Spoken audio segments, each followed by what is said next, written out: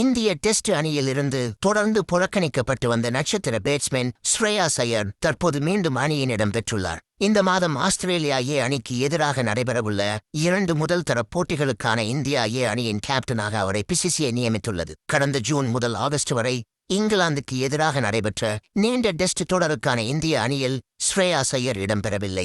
இந்த சூழலில் அவருக்கு கேப்டன் பொறுப்பு வழங்கப்பட்டிருப்பது மீண்டும் டெஸ்ட் அணிக்குள் நுழைவதற்கான ஒரு முக்கிய வாய்ப்பாக கருதப்படுகிறது.